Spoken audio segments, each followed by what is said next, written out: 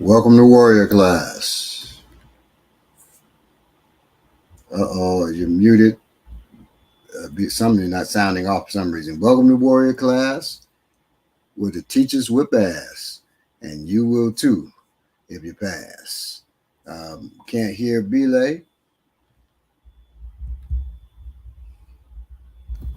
What about now? Now we can hear you loud and clear. All right. Well, the teachers will pass, and you will too if you pass. There you go. Good to see you, Bob. Good to see you. How you doing? Wonderfully well. Glad y'all are out there with us today. Yeah. Amaniki is working hard behind the scenes. She will not be Yes. with us today, but she's with us in spirit. She might jump on the chat. I am in sunny Chicago. I forgot. Yeah, chilling. See what I'm saying? Today's one of my daughters. I got 8 daughters, 1 son. One of my daughter's birthday. I'm trying to count down here. So 1, 2, 3, 4. The 5th daughter. Woo. 5th daughter's birthday. Yetunde's birthday. Happy birthday, Yetunde. It's today, and we're also celebrating my mother's birthday. My mother's birthday is the 5th, but we're here celebrating this day because it's the weekend. So we'll be celebrating my mom's 92nd birthday today. Wow. What a wonderful thing to be doing right now. It's great. Man. So that's why I am in the Shy. Great Virgo. So if you're in the Shy and you want to hook up and do some training, holla at your boy. Yeah, holla at me. That don't mean I'm going to be there. But peace for DJ Blaze. Peace, Ime Akban. Peace everybody in the chat. Akban, that's Ibibio or Igbo. So peace, Ime Akban, and all of my other Ibibio and Igbo brothers and sisters. Please take this time to share. Yeah. Share, press that mash that like button. There you go. And, share it, subscribe if you have not subscribed yet. We've got 35,000 subscribers or something like that. So you're always welcome. We jumping. I just want to say, I'm gonna be breaking out very soon. So Bob's gonna be holding the fort down alone today. So I'm gonna need y'all to help him out. You know what I'm saying? Monitor the chat for him. I won't be able to see it like that. You know what I'm saying? Shield him from anything that may cause him to spiral into something else that we don't want to go into. You know what I'm saying? Help us out there. Help us out. I just want to say we're gonna keep it locked down and under control. I just want to say, man, I want to shout out Happy Natural Festival or Happy Natural Day. I want to shout out Duran and everybody who put that together, man. It was a great event. It was a great experience. Peace, James. It's just something great to be a part of. And even though we did it last year, this year was if any of you saw on social media, there was the day that we went to the African enslaved burial ground, or the slave burial ground, what they call it in Virginia, Richmond, Virginia. It was also the anniversary of the killing of Emmett Till, and I think just the energy, everything coupled it all together. It was a heavy experience for me personally. It was one that that's gonna stay with me forever, And are you raising your hand for a question, Barbara, or are you handing somebody something? No, I'm handing something out to my 8th daughter. No, my 7th daughter. I got a long ways, boy. I got a long ways to go. Gracious. But yeah, I just want to say, it was a great experience, and it was even an emotional experience for me. For everybody that went through the what you call it? It was basically a impromptu tour of that area, and Duran was the guy that gave us the tour, so we really appreciate it. He also goes by Manifest on. There go my 6th daughter. I'm sorry, go ahead. He's just rubbing all this stuff in my face because I got one daughter. If y'all don't realize what's happening, right next to me is my 4th daughter. If y'all don't realize what's happening behind, 3rd daughter. Yeah, that's right. See what I'm saying? Yeah, 3rd daughter. Yeah. he's basically calling me impotent at this point. At this point, he's basically saying I can't produce no more children. So I got work to do. I'm really getting offended by what I'm hearing right now. This is ridiculous. Next, they're gonna be all popping up on the camera. You know what I'm saying? Everybody, they're gonna have a dance routine. It's ridiculous. But whatever. Sometimes motivation comes from different places. So I'm gonna just Hey, take there it. you go. There you go. Oh man, but we really did. We had a great time, and we just want to shout them out because next year, every year we notice is bigger and better. So next year, I've already talked to Duran. We're gonna be this year coming up. We're gonna be scheduling and signing people up, pre-registering for African martial arts workshop, and we'll be doing it. We did it outside the last 2 years, but this time it will be inside. It was supposed to be inside this year. They had the tents and everything. They just didn't get everything together in time for us to get there. So next year we'll be inside. More people will be able to sign up and be a part of it because Thank God. people did come up to us and ask us, hey, you can tell when people kind of want to do something, but not really.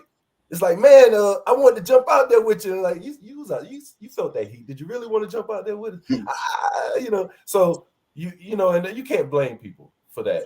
So we want to make people a little bit more comfortable and get them so they can engage and get what they need to get out of it. So just shout out to everybody that was a part of it and put it together. The vendors, the speakers, the performers. We ain't got no pictures yet on the Happy Natural Day yet. They ain't took them. They keeping us in the basement, but that's okay. We might not be as pretty as the rest of the people that was. What I'm saying? I don't know. We're gonna take it how we get it. We're gonna do the work. That's what's really important. So thank you, Bob, for letting me run my mouth. I'm gonna have to It's cool. jump out of here in a second. So real quick, I also want to say pay attention to the news. There's a lot of shootings going on. It's not us doing the shootings. There's multiple things happening in different states. So like I always say, stay chiseled, And the last thing I want to leave y'all with before we get started is one thing. Bob, he always talks about this, but the way he kind of hit it while we were in Virginia, it really I really caught it in a good way, and so I just want to give it to y'all. And he may elaborate more on this, but it's real simple.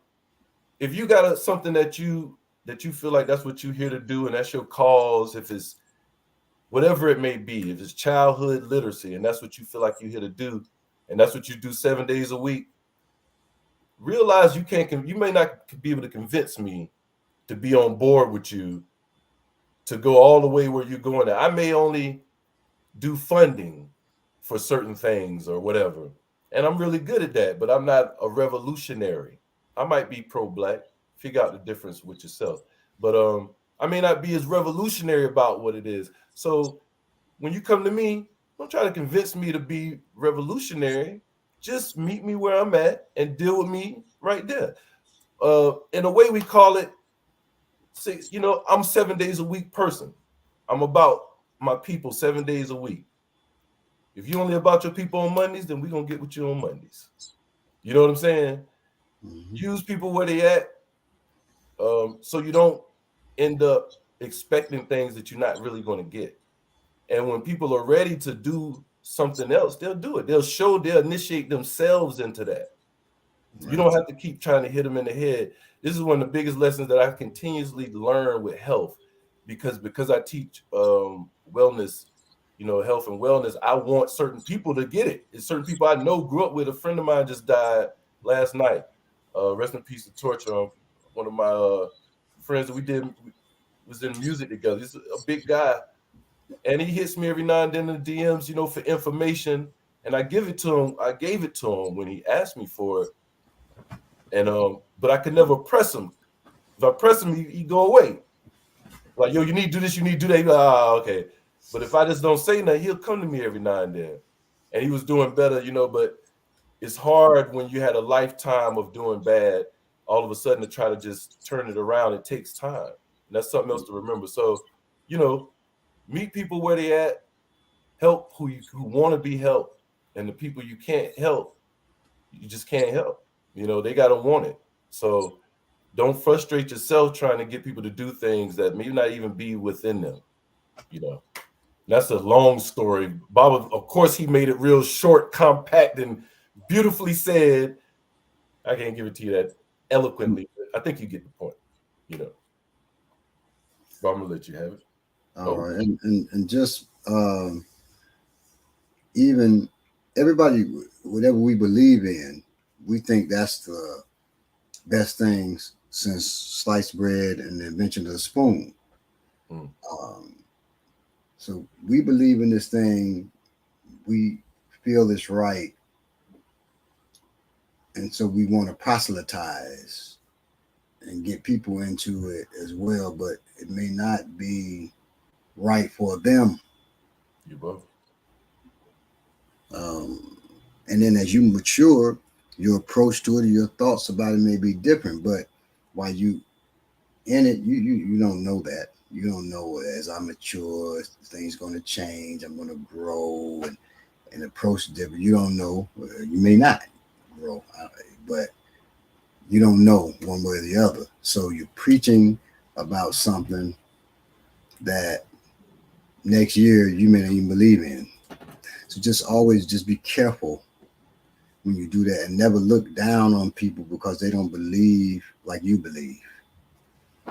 Okay. And be Like they don't believe like you believe doesn't make them a bad person. you It both. doesn't make them wrong and you right. Okay. And if And you just think there's one right way, one wrong way, you're wrong. pray for your ways to be open. And Baba In, gave in, you that too. in the African martial arts, there's no you do it my way, you do it your way. You don't throw an elbow like this. You throw an elbow like you throw an elbow. Right. Okay. Because your body's not like my body. You don't have the same conditions I have or not conditions I have, whatever. So Right. you have to find you.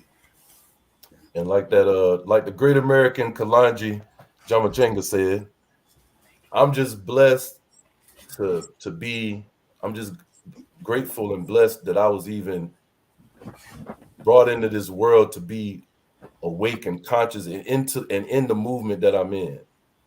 Because I could just be somebody not into any of this and you know making TikToks, pop locking, and not caring about stuff, you know. But I'm just glad, you know. So it's not a burden, like some people would think. It's actually an honor to be here to do what I do and to feel how I feel. So I'm re-energized and ready to get to it. I say. So Mm. I think people have to come to terms with these things by themselves. I don't think you can motivate people. You could definitely motivate people. Now, wait a minute. Mm. It wouldn't be a such thing as a motivated speaker if you didn't motivate people. Preachers motivate all the time, every Sunday. You go in there, you hear the word, you are motivated. Now, you might not be You know, empowered. what you can't do, you can't change, and you can be empowered. You can't change people. People have to change themselves, right? So motivation is to motivate something is to make it move, You right? bro.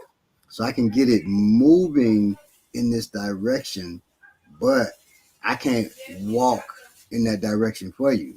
Right, You have to walk in the direction, or I may motivate you to move the other way. right, I'm trying. Hey, don't eat, don't eat pork because, and I'm describing pork, and you're like, that shit, that sounds good. What he's talking about? shit, I'm gonna And leave so them you may go aside. the other way and eat. So Right, motivation ain't always what we want it to be either, and right, it should be what that person. Because why are we motivating? It should be what that person wants and needs. right. Okay. Oh, hey, Sugar Booger 7, finally catching Warrior Class Live. Peace, Balloon, and Belay, and everybody. Peace, hand peak, waving hand, purple, blue, peace. Peace, Teresa, peace. JM, yurt. Yurt. All right. Name for my, the revolution requires intergroup discipline in the in group are to be held to a higher standard than the outer. I agree with the thrust of the conversation if applied to civilians. Um, no. If so, when I teach my students, okay, I teach. You may not know who I am, but I am a master of indigenous African martial arts. When I teach my students, they have to find themselves. They cannot fight like I fight. If they do, they're faking, and they won't be as good as they can be. So when they have to move like they move. My wife cannot move like I move. She's 5'2". I'm 6'2". We cannot move the same. Okay. Uh, I'm 15 years older than her. We cannot move the same. So we're not going to move the same. I'm a man, she's a woman. So the movement's going to be different. Our approach is going to be different. Our mindset is different. And so technique has to be different. Well, that's in everything. Okay. So we can't be judgmental. That don't mean you can't say this person is right or wrong, especially when you're talking about dealing with our inner circle, whatever. It's not right to do that. Well, I ask, is this technique valid? And then they will say, well, I think so because this. And then we say, well, let's test it. We pressure tested it. If you and I could know it's not valid, but since they gave a valid reason in their mind, well, let's pressure test that now. So now they learn by experience whether what they're saying is right or wrong. So they learn through action whether it's right or wrong, not through pontification, not through academizing something, but let's do it and let's see then. So that's how our approach is. But anyway, we're getting into talking about killer instinct, right? And killer instinct has been reduced to talking about sports. You know, sports to win this football game, you have got to have killer instinct. When I was playing sports in high school, I didn't approach that like a killer, running 400 like a killer. I mean, that's because people don't know what a killer is.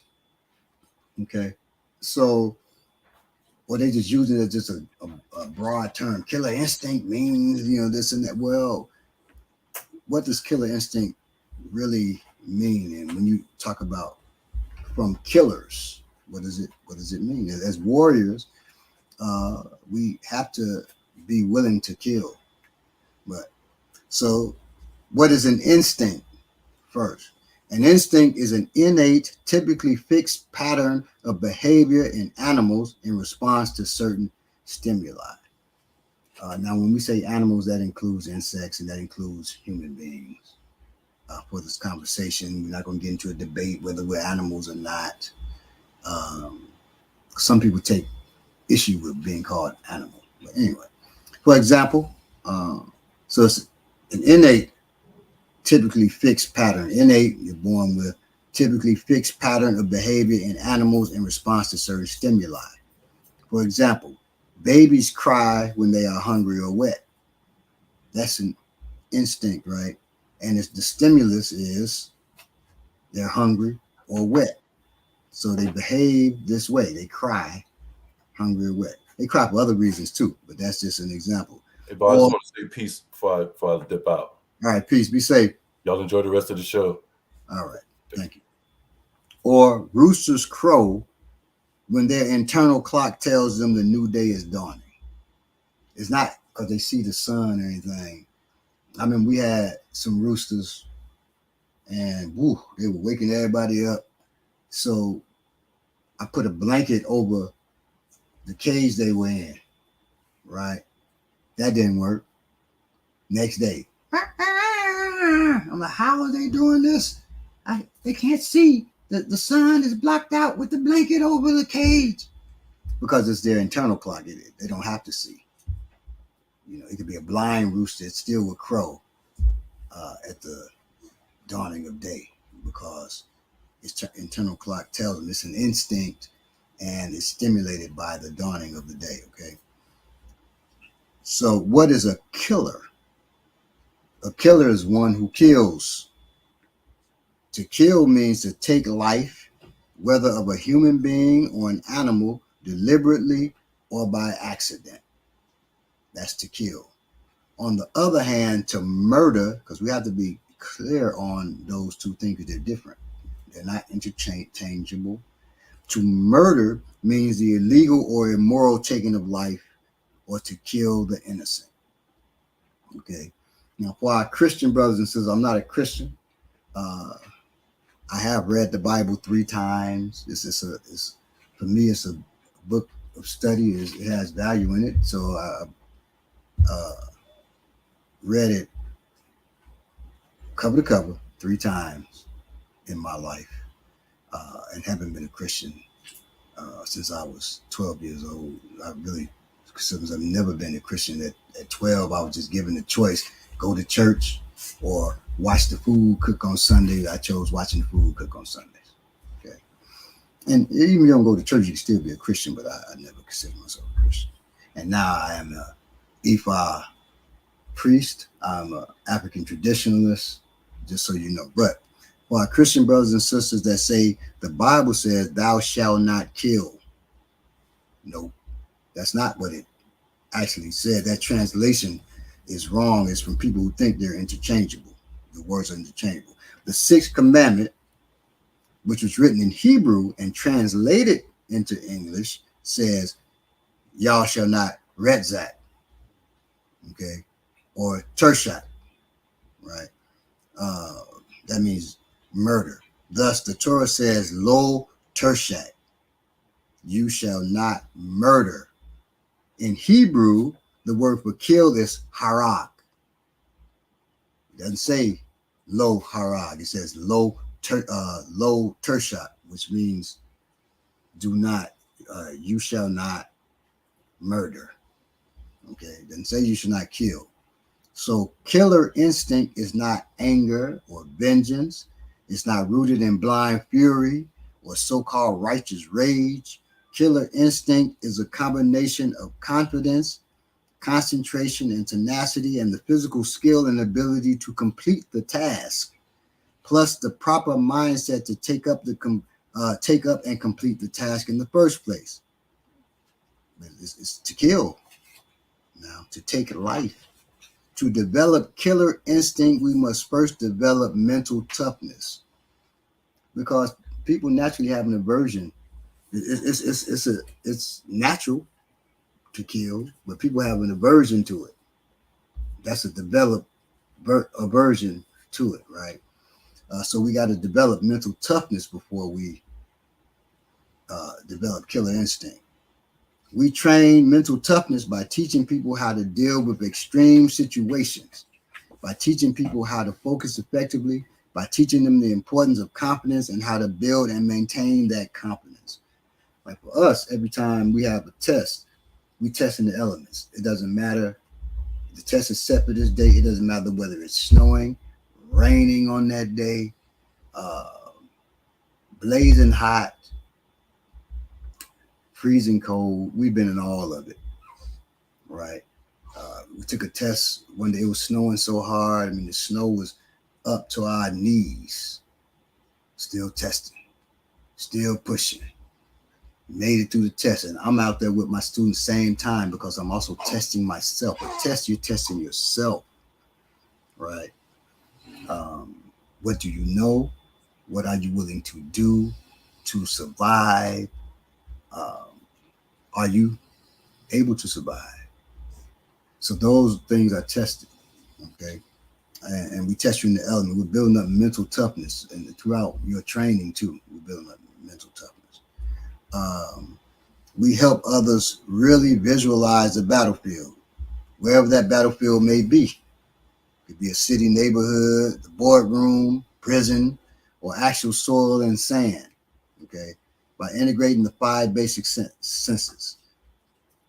So we do that, visualize the battlefield by integrating the 5 basic senses. I said before, there are more than 5 senses. I said, look up or research how many there are. If you haven't done it, it's 14.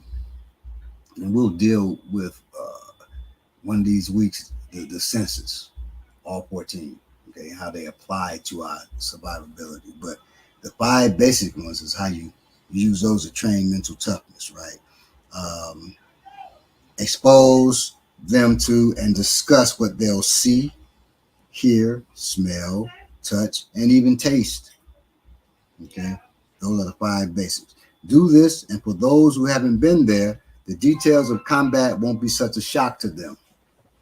Okay, but anything that's a shock to you, it can throw you off, and it can be fatal. So you want to expose yourself, your students, your family to things in a controlled manner now, controlled manner and safe manner. And you can do that. And they will be able, if they're faced with madness, the madness of violence, the chaos of violence, they won't be shook by it. Okay, not to the point where they can't act. All right. Um, you must create the mindset in yourself and in others that killing the enemy is an acceptable action. Um,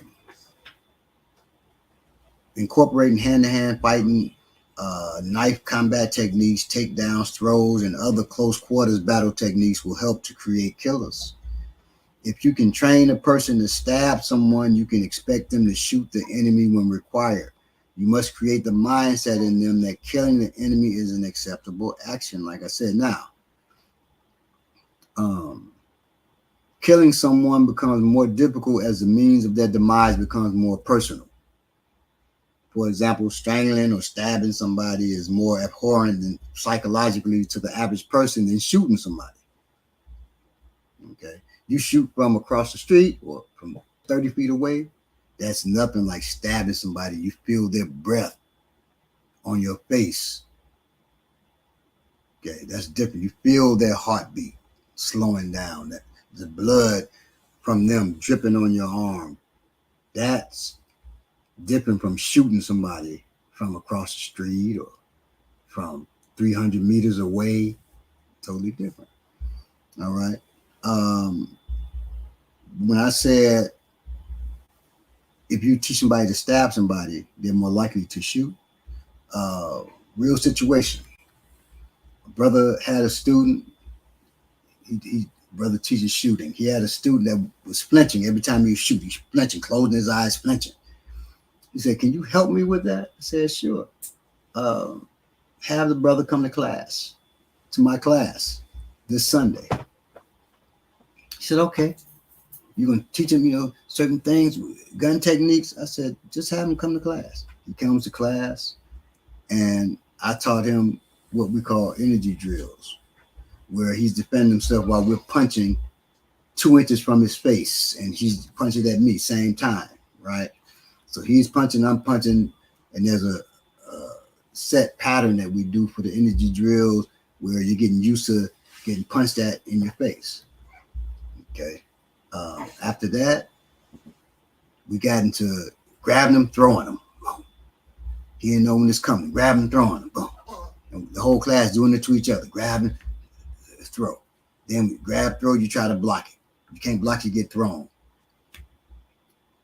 After that, they went shooting. So he came over, that was a Sunday. They went shooting that Tuesday. He's shooting, no flinching. No flinching. His teacher calls me back, "Brother, what did you do? That was incredible." I said, "I taught him to not flinch from punches, just 2 inches from his face. I taught him that he wasn't going to die if he got caught and thrown, as long as he knew." So we taught him how to fall, as long as he knew how to fall. So that fear was out of him. You take the fear up close.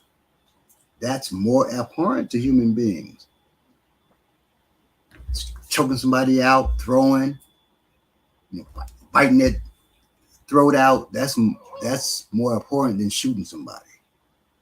Okay. So I knew if I taught him to not flinch or be squeamish from punches in his face and from throwing people, we would throw and then knee on the neck, compressing the carotid artery, those things. Well, I knew he'd be okay. So he was all right shooting. That led him to training also on a regular basis. But he realized, wow, that improved my shooting immediately. So what else will happen is if I train. So that's we were building up his killer instincts. Okay, it's not difficult. You just got to know what you're doing. That's all. Um, Now, those who want to hurt you, whatever their title, robber, spouse, parent, killer, murderer, student, teacher, cop, choose odds that are favorable to them. So whenever possible, they would use a tool and or outnumber you. Whenever robber, spouse, parent, killer, murder. Uh, um, you say, well, what they want to harm you, want to hurt you? Well, yeah, yeah, yeah. Uh, Parents, there have been parents who want to hurt their child doing a certain thing, or you know. I grew up in the time you got in trouble, your parent wanted to hurt you, you got that ass whoop. You got an ass whooping, right? Well, if I would always pray, please don't let my mama and my daddy be on me at the same time, because now they're empowered, right? And I don't know which way to turn, which way to go to you know uh, block the technique or roll with the punches, right? I didn't get punched ever. I got spanked on my ass with a belt. But some of us, or you got a spouse that attack you, a robber attack you, whatever. If a robber has a weapon, more effective, more intimidating at least. May not be more effective, but more intimidating. So they will employ a tool, or if it's two robbers instead of one, that is more frightening, and they can be more effective if they know how to work together at all. Okay, so every assault is a potential multiple attacker or weapon wielding scenario for that reason. Never forget that. So somebody coming up to you and they seem threatening, watch their sternum, because of the sternum you can see their hands and everything. Keep your peripheral vision active. Keep your head on a swivel, because it may be somebody else working with them. Okay. If your self-defense training isn't teaching you to deal with multiple attackers and weapon wielders, uh, scenarios like that in realistic, effective, and efficient ways, is priming you to fail. I wish Belay was here now. Here's my son coming in now. I was messing with Belay because so many children coming in. He said, "Bob's gonna mess with me because I only got one child." It's okay, Belay, to have just one. I got 9, but it's okay. It's okay, Belay. All right, so um, every assault, remember, it's a potential multiple attack or weapon wielding attack. Okay? Um, and you say, well, you're saying my teacher doesn't teach that? Uh, I'm being primed to fail? Yes. Yes, you are. Because multiple attacks and weapon wielding attacks are so prevalent that, and I said teaching in effective and efficient and realistic ways. Okay. So just teaching you to do a karate kick to kick the knife out of a person's hand is not effective, it's not efficient, and it's not realistic. And if you kick and that person just flinches and that knife, the blade of that knife turns towards your femoral artery, and you get nicked in your femoral, which runs from 4 fingers above your ankle all the way up to your groin. So you got plenty of time, chances to cut you if you stick your leg up in the air, then that can cost you your life. When the femoral artery is one of the largest arteries in the body, and you're bleeding out in under 2 minutes. So uh, training must be realistic, okay, uh, and effective and efficient, and it should incorporate using tools as well, because meat against metal, most time it loses. And if the teacher's teaching you gonna get cut, that's irresponsible. Because I'm not gonna teach you, you gonna die. You gonna die. Well, if you get into a violent encounter, you're gonna die. If you trust me and believe me, well, I'm telling you, you're gonna get cut. Well, getting cut. See, these people have never been getting cut is not a simple notion. You may get cut, but I'm not gonna teach you. You're gonna get cut because if you just touch a blade, it'll open your flesh up and it hurts tremendously. Well, if you touch a blade and it nicks your artery, or the blade touches you and nicks your artery, that's not some just you gonna get cut and you shrug your shoulders. But most of these folks out here teaching these shows saying that they're not combatants. They may be athletes. They're not combatants. They can't teach you really. And out there, whether you want to be or not, you're a combatant if you get attacked on the street. So you got to be realistic. If you can't meet it with a tool, have good running shoes on, or, and if you just have to defend yourself with your flesh, you got to do it. But that's not optimal at all. Okay. But if you are faced, you can't shake and shiver and ball up. You have to develop killer instinct, tool or not. Okay.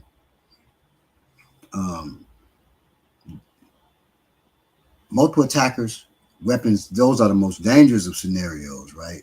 They require you to turn on your killer instinct so that you can meet them with the brutality needed to see you through it. How you see things affects how you think, right? How your mind works and how you think will inevitably affect the outcome of an altercation, because how you think affects how you feel, and how you feel affects how you act. Okay. So how you see things, once again, affects how you think. How you think, that's how your mind works, right? How you think. And how you think, and that's in everything that you do. How you think affects how you feel. And how you feel affects how you act. That's called the process of action. I've been teaching my students this for years, right? And to develop killer instinct, you have to understand that how action takes place. All action. Without fail, without exception, all action. Okay. Except autonomic functions like breathing. That's autonomic function. But outside of that, actions that are not autonomic, then this is the process of action. Perception. This is first. How you see things, right? That's perception. How you see things. Then perception is followed by thought. That's how you think about the things you perceive. Then thought is followed by an impulse. Impulse is how you feel about the things you think about. And that's followed by action. How you act on things based on your feelings. So it's perception, thought, impulse, action. If you kill the perception, then you kill the thought.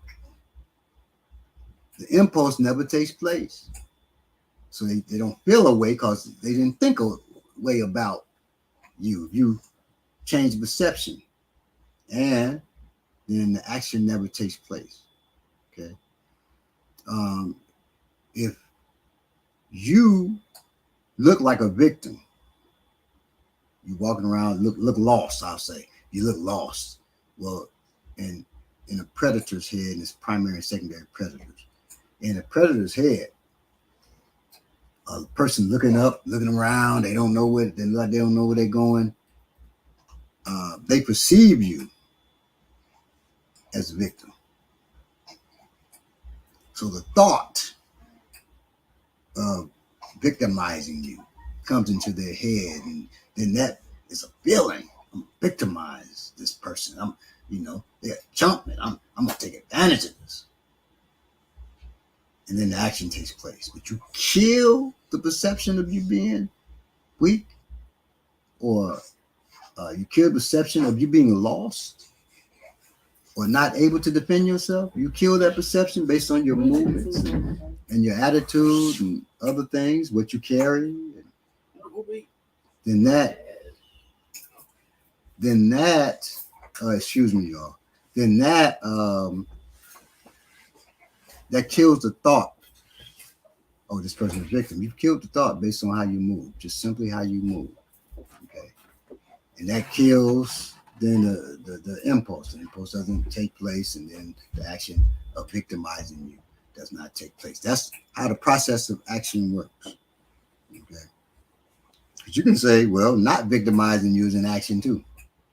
But it's still rooted in perception. How they perceive you is how they act towards you. That's people on the street that want to do you harm or don't want to do you harm. It's how they perceive you, is how they act towards you. When you go into a store, when you encounter the police, when you deal with a woman or man that you are interested in, when you deal with your spouse, when you deal with your children, how they see you, how they perceive you is how they act towards you. Okay. How you see your children, how you perceive them is how you act towards them. Okay.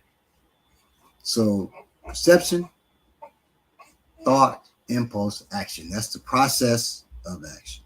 Okay. If you see 3 security guards, right, who are harassing you as strong, well-trained, this is your perception, strong, well-trained, well-equipped, and unified, you're thinking, oh my God, there are so many of them, and there's nothing I can do. I'm dead. Well, that's going to be a self-fulfilling prophecy. Okay. You absolutely have to change the way you see things, especially when facing attackers. If you think they're going to murder me, look at the size of these dudes. You have defeated yourself at the psychological level, and you will never be able to turn on your killer instinct. So your perception of things can turn on or turn off your killer instinct, and it can never turn on for you, based on your perception. All right. You must fight your way out of that fearful losing mindset. Instead, when facing a violent person, you have to see yourself as able to prevail. Perception. You have to see them as able to be overwhelmed and overcome. Perception. You have to think, where do I strike this motherfucker to destroy him with one shot? But that has to be, you have to first perceive him as somebody that you can destroy with one shot, right? And then you start thinking, where can I hit this motherfucker so I can destroy him with that one shot? Okay. Now the feeling, I can do this. I'm gonna wreck this dude because he's trying to take my life or take my property or take whatever it is from me, right? Now, property, I would give that up, in most instances, because property is not commensurate with life.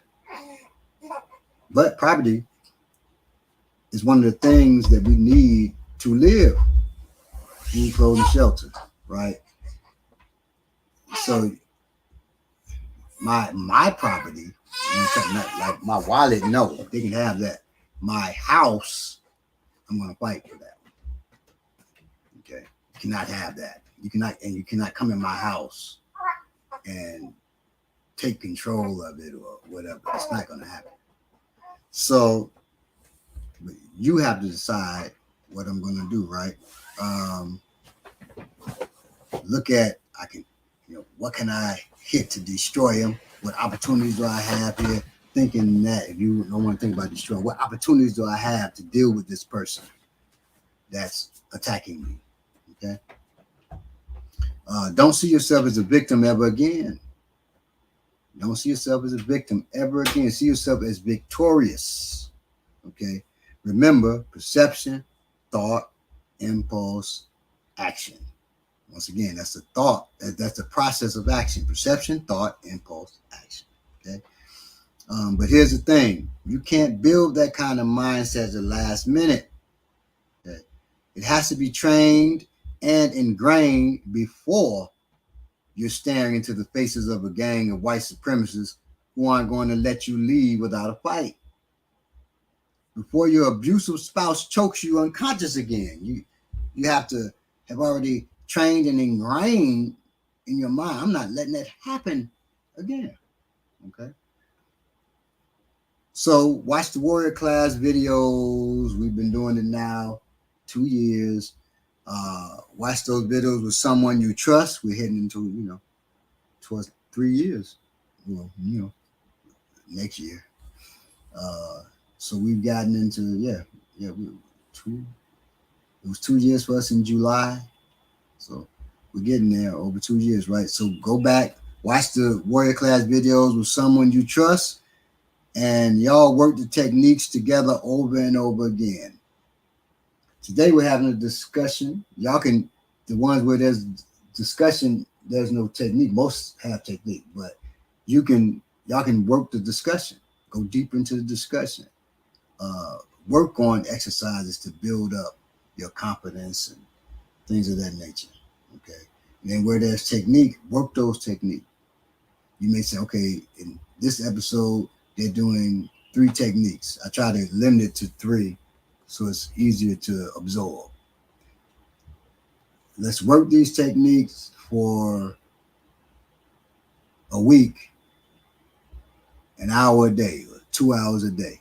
Okay. And then let's go to the next one. All right. Join our classes if you're in Atlanta Metro where you can travel, right? Or take a good judo or Filipino martial art class in your town. People always ask me, what art should I take? I can't take the indigenous African martial arts. What should I take? Look for in my town. I always say judo and or Filipino martial arts, depending on, what you can afford, of course. If you can take them both, it'd be good. Or the age, like one of my students, he wants his son really wants martial arts. I mean, demanded it. But I want martial arts. He said, what should I put him in? I said, well, up front, because he's young and had a accident playing with, I don't say playing with, but trying to use a live blade. Well, you don't put live tools in his hand right now. He got to mature into, so I put him in judo, because judo is going to use the techniques at full power at times, but you don't get killed. You can't get that from a striking art. If you take boxing and hit at full power, you're gonna break somebody's jaw or your hand. So it has to be something controlled. If you're doing indigenous African martial arts, we know how to strike. African martial arts been here a long time, longer than everything else. So we've had time to eliminate shit that don't work, keep shit that does, absorb certain things. So when you do indigenous African martial arts, they know how to, and it's mostly wrestling too. They know how to throw, strike, where it's not going to just make you not able to hit the battlefield if they need you to hit the battlefield an hour after training. Okay. So I always recommend judo or the Filipino martial arts. Filipino martial arts deal with sticks, knives, flexible weapons sometimes, things of that nature. Okay. If you want to know more about developing killer instinct the African way, you can pick up my book, or read The African Warrior's Mindset. Okay. We deal with the mindset, building up killer instinct and the mindset for other things in Ori. So that's ORI, Ori, The African Warrior's Mindset, by Balogun Ojetade. Okay. I recommend that book because it fits perfectly with what we're talking about today. Let me look in here. Emotional and energy vampires everywhere too. Yes. So you have people that will drain your energy. And one way to deal with that, learn to say no to things too. No, I can't do that. I can't right now. Okay. Nunu, Black Power Media, give thanks. Blah blah blah. Going. Thank you. Let's see. One basic thing is walk with your head up and shoulders back. Don't look like a victim. Yeah, exactly. For right or wrong, I look at things in terms of, say, you steal my computer and I had to work, say, a week to afford it. That's a week of my life you just stole. Yeah, exactly. Some stuff you can't. So, like when I say, okay, I give up my wallet. Okay, you give your money up, and I got my wallet. My wallet around here somewhere, right here. If my family is $100 from being homeless or in a shelter, then I got to fight for that. That's my last bit. I got $10 in my wallet, and that's the last bit of money to me and my wife's name. I pray we never in that condition, but if we were, I would. Now I got to fight for that. But right now, here, take this wallet and go on somewhere. But I square with you later if I ever see you again. But I'm not going to tell him that, but that's in my mind. I ever see this fool again, he's mine. But if all I got is we got to go. We got to go at it. You're not going to just take this from me. This is the last thing I have. Nah. See, so for me, it's fluid on that issue. But most times I would give up that property. Some things I'm not. Car, depending on who is in the car with me. So sometimes I might, here, take the car. But appreciate you too, Sugar Big. Appreciate all of y'all. Let's see here. What other questions do we have or comments? Judo is great for small dudes or women. Redirection of force. Use your opponent's strength against them. Yes. Even those who steal your time and energy take unconsciously, it's up to us to take it back. Yes, Teresa, for sure. I'm reading your book right now. Cool, Smooth Rebel. Let me know what you think about it. Let me know what you think. Now, a lot of time when we talk about perception, it was said, walk with your head up, shoulders back. If you say, well, damn, I am lost. What do I do? You don't know where you're going and you're on foot, right? Don't look at your phone and pull up the GPS.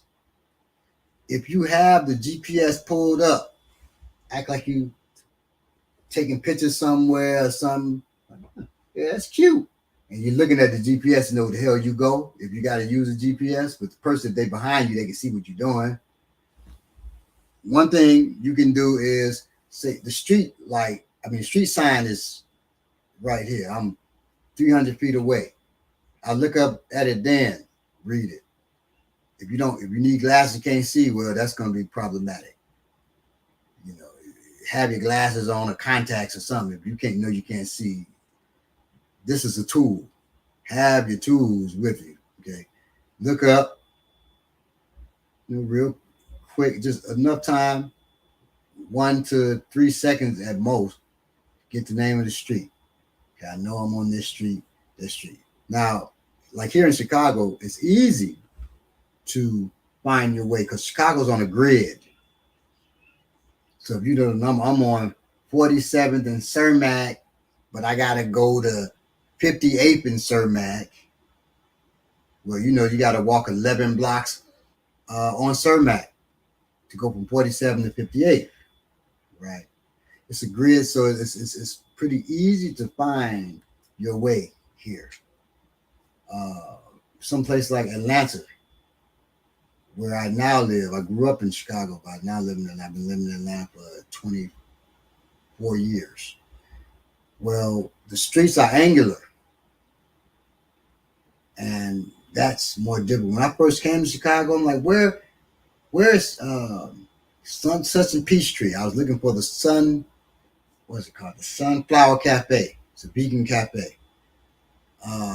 It's in Buckhead. People, man, Shaw, I think that's around the corner, Shaw. Like, these people don't know their own city. It's because the angles, you can be here, there, 100 years, and you don't know where you're going. It was designed that way to confuse Union soldiers who came down during the Civil War. Okay, so the streets were redesigned and made angular, so it'll be hard for people to discover where they're going. Then you go. I said I'm gonna drive on Peachtree. I rented a car. I'm gonna drive them and find the Sunflower Cafe. I'm driving up West Peachtree Street.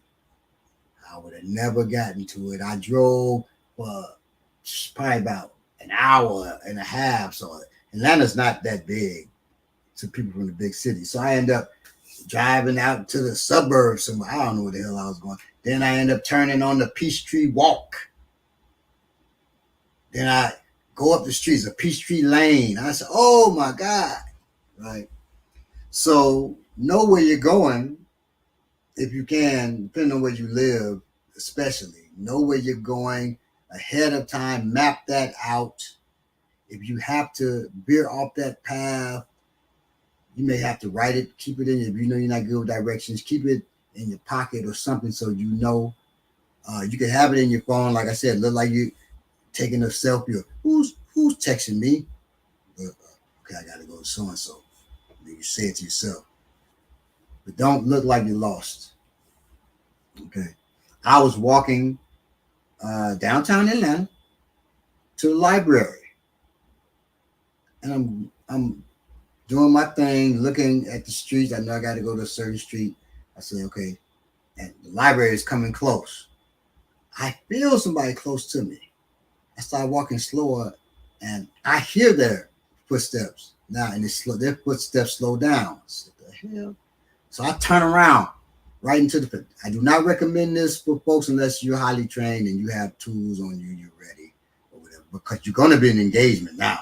So I recommend you just keep moving and going to a safe place or going to another place where you can be safe, where they're not able to accost you. Okay. I turn and say, well, what's going on? Little dude, don't take people for granted. He was a little dude, like came up to my just above my solar plexus. Wasn't that tall. He's in shape though. I'm assessing, So what's going on? He said, "Oh, all right, man. I was just looking for this restaurant." I said, "Oh yeah, what restaurant?" So now I'm questioning him. And he smiled. "You must be from Chicago." I said, "Yeah." He said, "Me too." He said, "I moved down here to vict these motherfuckers, man. Make victims of them. To vict these motherfuckers, man." He said, "But I could tell by the way when you turn towards me, the way you moving, the way you talking now, you from Chicago." I said, "Yeah." He said, "Boy, if you won, I see you on your shit." He's still walking by me, as I'm walking. He said, "I was gonna get you, boy." I said, "You gonna get got too." And so he's laughing, I'm laughing. "You gonna get got too." He said, "Boy, you do something else." I'm still steady watching him because he still may move on me. Right? I'm watching him. I got my hands right by my shit. So I can do him in and get gone. He's picking up that energy. I'm walking with him. I'm not intimidated. He's like, oh, this dude, he's keeping his hand, his right hand, he's on my left. I'm keeping him on my left. My right hand, I'm keeping it by my pocket. So he's like, what is he up to? Right? He's ready for me. He's not scared of me. I want to still get him, but I can't. I can't get him. He said, all right, man, good to see another brother from Chicago. He kept walking. I was like, lucky you. And I walked right so I had walked past the library.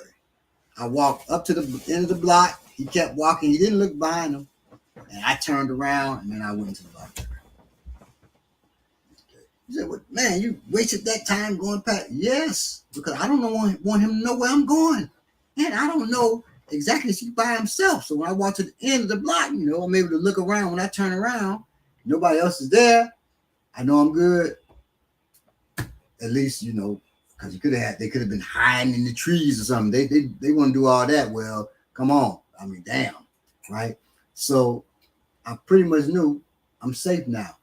Now I can go into the place where I was planning to go. But I don't want people to know when I told you before you get in the car, even go to the back of your car so you can see if anybody is in it. You can assess if anything is on the doors and all of that. When people talking about, they stuck a napkin, which was, I feel, was a bunch of hoaxes myself, because it doesn't track with how people, if they want to do you in, they're not going to leave something so obvious. Stick the napkin on the handle, between the handle, you got to move it and all that. Somebody may think they were being funny, or you did that trying to get likes. Right? That's not the normal way. My son called me once. He said, "Dang, from Hampton, it's a bomb threat. They're gonna shut down the school. Should I leave the campus?" I said, "Oh no, you're good, man. And you can get some stuff done because other people are gonna be panicking and running. You got free reign over the place. You good." He said, "What? What?" I said, "You're good. Bombers do not call in bomb threats. That's TV, y'all. Bombers just blow shit up. The mindset of somebody that's going to blow something. They do not call it in first. Do not. That's on television. Stop it. You can try to argue if you want because you believe that. You believe in a fallacy. That's not what they do. I said, "Son, trust me. I know what I'm doing when it comes to this. There will be no bomb. There was no bomb." He said, "Damn, Dad, you're right." Yeah, I know. Because I know how bombers operate. They do not call in bomb threats. Okay. You call in a bomb threat at a school, like Hampton stuff. Well, they got to somewhat take it seriously for liability reasons. And they don't have experts in those fields, which they should, working at them. So they, and if these schools, they got a lot of money, but they don't pay experts. If they're active shooters at the school and stuff, they should have experts that know how to. If that happens, that expert now takes over, and this is what happens now. Okay, this is how the people should move, not mass panic. This is how they set up the room where the doors can't just be pushed open. All of that. When I see, at schools, they teaching people stack the tables on top of each other at the doors. They don't know what they're doing. And those people, you're paying that person to teach you that, get your money back. Because they don't know what they're doing. If you're teaching your family to stack tables and chairs in front of a door in case somebody come in there or something, you don't know what you're doing. Stop it. Get trained for real. Because you're playing with people's lives, y'all. You're playing with their lives. This shit's serious. People can die. If you want to know what to do, well, but for time's sake, we dealt with this, how to deal with active shooters in one of our episodes. But I'll say this real quick with the door. If you're in a school and somebody, you're trying to keep the door locked, they can't push it, you don't stack the tables. You take a desk, put it right there. You take a desk, put it behind it. You take a desk, put it behind it, all the way to the opposite wall. Now that's a bed. They cannot open that. But if it's stacked, they keep pressing, hitting, that will begin to fall, and they will push that shit open. Okay. So you don't stack nothing. You just have it like this. Back to back, back to back, back to back, all the way back to the wall. That's what you do to keep the door closed. And then there's other things you do besides that, in addition to that, okay? I'm looking over there. My daughter's over the youngest, my 9th child, 8th daughter. Okikio, she's 6 months. She's over there. So I'm having a good time. This is, all the family is here almost, except my daughter that's in Korea, okay, which is my 4th daughter. Now, if she shows up, I'm gonna really be surprised and happy. Like, wow, she's in Korea. Okay, The way you move, carry yourself speaks volumes. Absolutely. We call those easy licks. I mean, called back in my day. Yeah, exactly, Latif. Yeah, easy licks. And that's another thing. People that want to victimize you, hit a lick on you. They always look for the easiest target, by the way. In the military, called soft targets. Okay. You look for the easiest target because damn, that's a walk in the park. It's no danger to me. Get it, get out, easy. Don't be a soft target. Okay. Let them perceive you as ready. Yes, like you said, you don't like my music. Head up, shoulders back. You're moving at a as brisk a pace as possible at that time. Uh, you may have issues with your knees or whatever. You can't walk that fast, but at least walk with a purpose, right? Look like you're ready. Okay. Don't look like a soft target. Somebody that's man, shit, I'm about to get him. I'm about to get in. Right. The singer Life Jenkins or Jennings, like Jenkins, like it's not Jenkins, Jennings. I know he's black, Jenkins. Life Jennings made a song and he's talking about, you know, being a stick up kid and stuff being easy for him. He would go for ones as easy. Don't be a soft target. Let people know, damn, okay, he can, send me to the hospital or more because he's serious. Now, don't walk around. I had a student used to walk around with a machete on his hip. I mean, his thigh. Like, dude, what are you doing? Don't do that. That wasn't here in Chicago. You get scooped up quick by the police for doing that. But that was in Georgia. So in Georgia, you can carry a knife, but you walking around with a machete on your hip like that. You got to explain that to some people. Some people will stop you and say, hey, you got to explain that. Or you also don't want to make a spectacle of yourself, right? But ain't nobody just approaching them. So I guess it works in that way. Anybody, hey, chump, give me your money, because they worrying about him with this machete walking. They know he may not be all there too.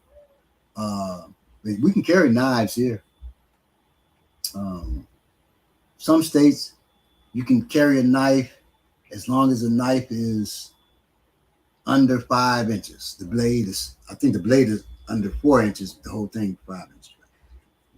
You can, in some states, you can carry as long as the blade is larger than 5 inches. So it's not easy to conceal. Depends on where, yes. So learn about your state so some states you can't carry no knife at all. And you should always get real skilled with these, right? With these. Period, wherever you at. But also, if your state allows you to carry tools, carry. But also know your city's ordinances too. Okay. In Chicago, things are changing now with the Supreme Court ruling, but it used to be in Illinois.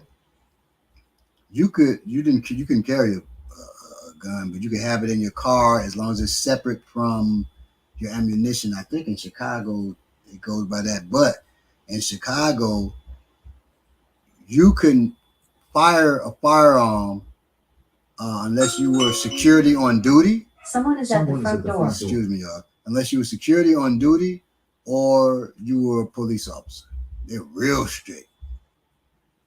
Like, damn. But I think it's changed now because of the Supreme Court ruling has made it easier everywhere to carry and tools. I think in Illinois, we were talking about that earlier. I think you have to, it has to be concealed. You have to get a concealed carry license in Illinois now. In Georgia, you used to have to get a concealed carry license to carry concealed, but you can carry open carry all day, any day. Okay. I don't think you have to get a license anymore for concealed, even in Georgia now. Georgia's so loose with the tools, and you don't have to get a background check to get guns. And but people say, see, it's going to be dangerous. I don't think there's been an increase in gun crimes in Georgia from that, to be honest with you. Now I'm not on the other extreme either. So, see, the more guns you have, the safer the people are, because people know people got guns. I don't believe that either. Okay, there's a balance to it. There's a balance, but still, I think felons still can't buy firearms in Georgia. Uh, but it's crazy. You can buy a firearm. You can gift that firearm to a child. Buy a firearm. This is your gift. So, that can happen. Um, Somebody could gift. I still think you can't gift a felon with a firearm. I'm not sure about that in Georgia, but Chicago wasn't playing that at all. They're real strict, right? But there are other things you can carry, improvised tools and things of that nature. I used to walk in Chicago. I had a set of keys. It was about 100 keys on my key ring. And no, you don't stick keys between your fingers. You hurt yourself like that. That's ineffective too. You ain't Wolverine. I would have that the ring. It was heavy as hell. I working my wrist by flipping it back and forth. Switch to the other hand, do the same thing. Then I would hit somebody with it if I had to. Okay. So make sure you have tools with you. Just don't have them out. You don't have a samurai sword in your back. You don't have to be like that. Just have the tool. That increases your confidence. And so you're walking stronger because I got this tool I can defend myself with, right? So it helps in that way. So when people perceive you, they perceive you're not somebody that's afraid. You're not somebody that's here to be victimized, and you're here to defend yourself. People can read other people. Okay. Any questions? Nunu's a BB for Hodier, BB for Hodier. Nunu. Let's see. Baba and BP Moore, as I say. The biblical David beat Goliath by hitting him in the head with a rock. Yeah, rock's a good tool. There's always rocks out here too. Pick one of the mugs up, boop, was head to the white meat. Guess gotta fake it till you make it. Yes. Hopefully you don't have to fake it long because you train and then you made it, right? Just keep training. And you'll know when you make it, when you're able to defend yourself intelligently out here, right? And if you got a good teacher, they can gauge when you're about ready to. It doesn't really take that long. Hopefully, they're teaching a bunch of advanced, I don't say advanced, complicated shit. That's not, I said it has to be effective and efficient, right? Realistic, effective, and efficient technique is good for us. Something simple, something that one technique that can handle multiple things so we don't have to remember things is good. Okay. Latif, hand purple blue piece. Let's see here. For right or wrong, I look at things in terms of say, we dealt with that. One basic thing is to walk your head, yes. Emotional and energy vampires too, yes. Judo is great for my. Let's see. I'm reading your book. Let's see here. When's the next game night? We're gonna set that up. I'm gonna talk to Kalanja and see when the next BPM game night will be. That'd be cool. I had fun doing it the last time. Let's see here. Yeah, how many peach trees is it? Man, Peachtree Street, Peachtree Lane, Peachtree Circle. Peachtree, let me see. Well, how many Peachtrees is it? It's Peachtree Lane, Peachtree Circle, Peachtree Street, West Peachtree Street. What else? Peachtree Road. Peachtree Center Drive. Who? Peachtree Center Drive. Peachtree Center Drive. See, it's a lot. in Atlanta. But what's funny, the peach is the Atlanta's fruit, state fruit. But most of the time you get peaches from here, they're not from Atlanta. They import it from somewhere else. Which does I don't understand all these damn Peachtree streets. I ain't seen damn peach tree on none of the Peachtree streets. None. See, that's the problem today. A lot of folks don't know their own neighborhoods. Yeah, that's true. Or their own neighbors. Even when I'm walking with my cane, I walk upright. Good. And every now and then I'll twirl it while I'm walking just so people know I'm not dependent on it. There you go. Yeah, my son, he twirls his cane a lot too. Because he's cap outside. So he twirls his cane. Except maybe to pop them upside the head with it. There you go. You gotta, use the cane, use that cane in other ways. James, please alert Bob going to the 2 questions I put in chat. I have to put GPS has ruined young people's sense of direction. Back in the day, you had to know where you were going. Yeah, well, yeah. So we were just talking. I was talking with my wife yesterday about MapQuest too. I like MapQuest better. MapQuest would tell you there's a wreck on one of the streets you go on. You got to find a detour. These GPS don't even do that now. They say go this way. This is the fastest route. You pull up and there's a detour. Like, oh God, what do I do? Or the street's closed. So, but they will readjust real quick. But we had to learn. Our GPS back in the day was a map. We travel out of town. My mom would buy a map, and I'm back there reading the map. Yeah, we got to go to so and so. Turn left at so and so. Turn right onto Highway 55 and take 55 all the way up. It wasn't even that difficult. And I'm doing that as a child. Now I had a map to most children. I did a land navigation class for Urban Survival Preparedness Institute, and as I'm teaching, I pause. Say, everybody get it? Everybody? Yeah, nah. Can you repeat? People were totally out of their element when it came to using a map and a compass, because we've become so reliant on that doggone GPS. Okay, New, let's see if he gets to them. Got you. Let's see here. Okay, here we go. I make eye contact with everyone in close proximity to me. No, sorry, everybody. That's James. Okay, what questions? He addressed all your comments. As Mad thought you were here to assist. My bad, but I'm unable to pay with credit card. I don't have for my to be addressed as you suggested. How to send super chat? Oh God, if you're asking that, I don't even know. I'm so terrible that can't mix Babylon digital tracking on internet home devices. Let's see, choose the above 2 comments. You don't have to pay, New. I don't think he's looking at the chat.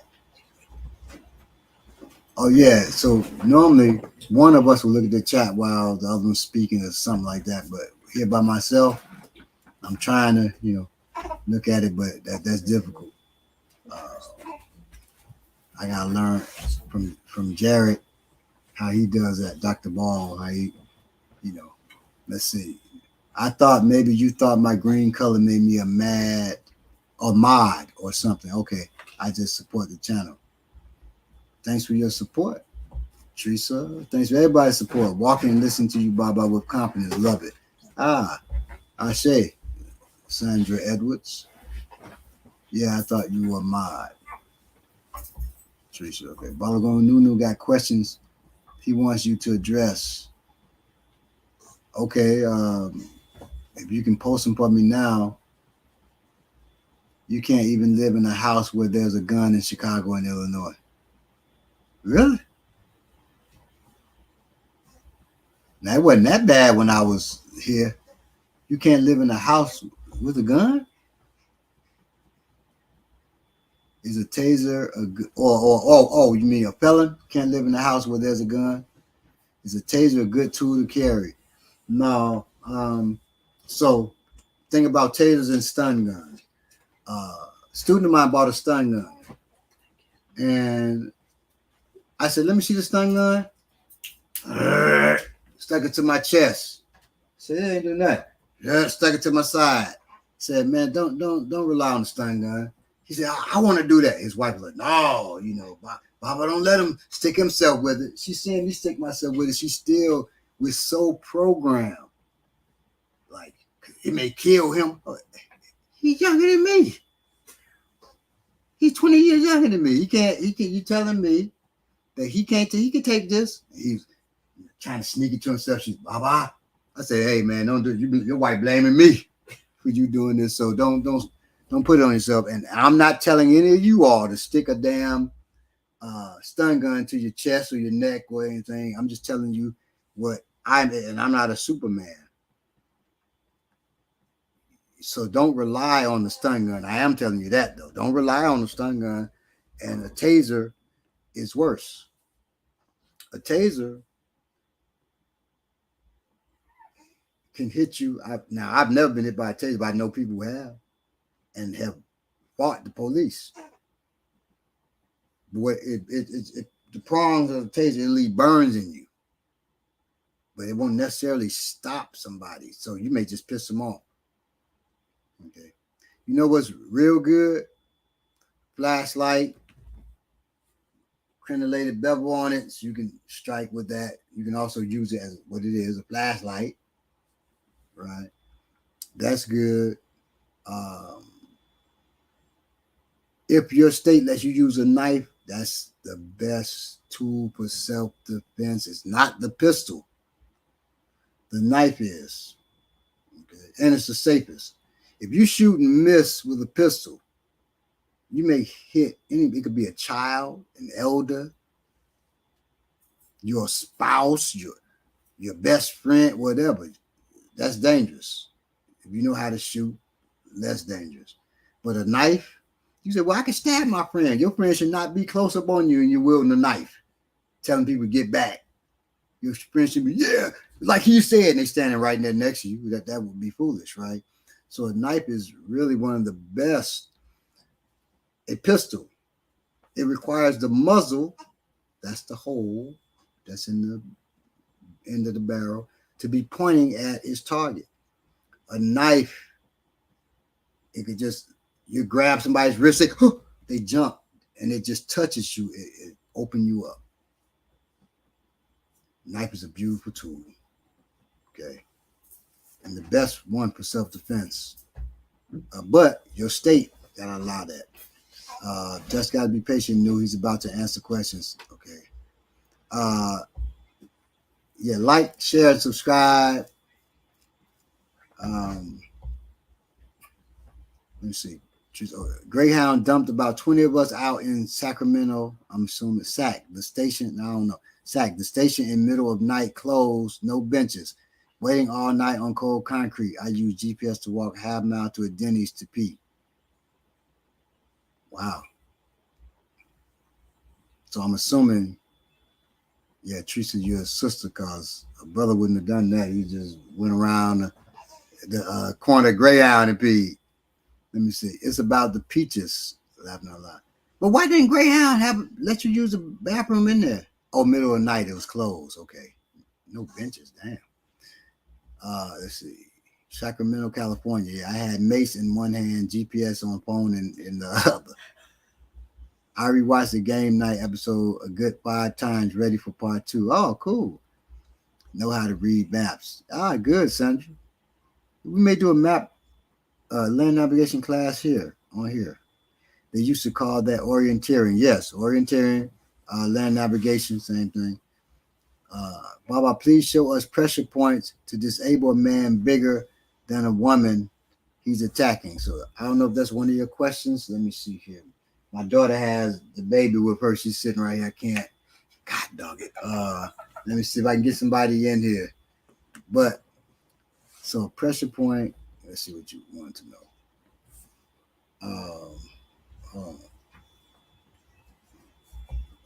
You said Oh yeah, show us pressure points to disable a man bigger than a woman, and he's attacking. Okay, well I'll do this. And we dealt with this. Was the last show or the show before? Yeah, it was the last show, but I think also the show before. The last show we were in Virginia, Richmond, Virginia, for Happy Natural Day, but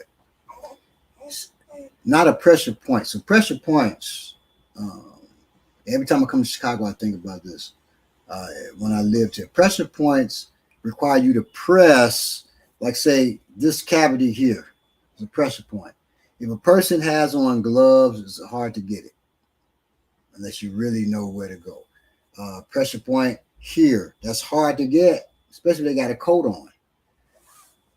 So we deal with nerve plexuses or large areas of compliance. Okay, so the throat, that if you're trying to get a larger man above you, a strike to the throat will do it with the web of your fingers. We call this a lion's mouth. That to the throat will do it. Okay, you go up into the throat. Okay, if you can go to the side too to knock their Adam's apple to the side, up into the throat. And yes, you can do it to women. Women do have an Adam's apple. It's not as prominent as a man's, but they do have an Adam's apple. So you strike there. Now, another place is the nose. I don't know if you've ever seen me do this. If I'm behind Belay, I want to get a choke on. He's got his head down to stop me from getting my arm around his neck. I just go right here, up on his nose. I press towards his face and up, and the head will rise. That's another area, right? So if a dude is coming at you, that same lion's mouth, you can take that right here.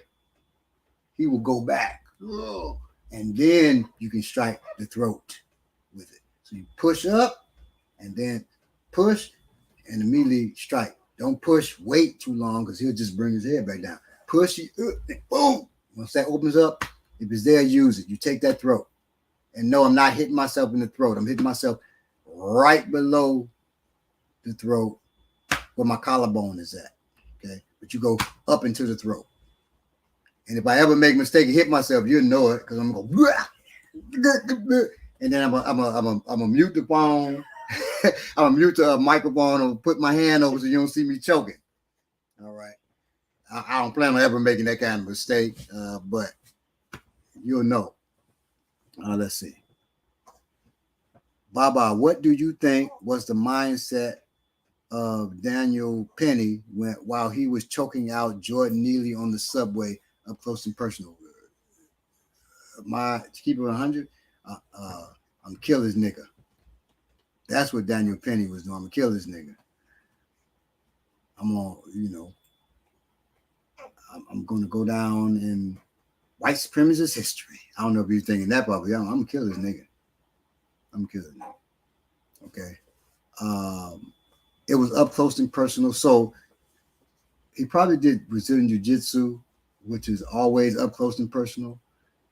That's why Brazilian Jiu-Jitsu is good for your bravery and things of that nature, but they don't believe in tools. And they say ignorant shit. So Brazilian Jiu-Jitsu people say, yeah, we can't deal with multiple attackers. Nobody else can either. We can't deal with a knife. Nobody else can either. Stop it. Do you know people in war on the battlefield, that's always a multiple attack situation. Stop it. And people have survived that. And they've survived knife attacks, taking the knife from the person or at least subdued the person. So stop it. You're full of shit when you say that.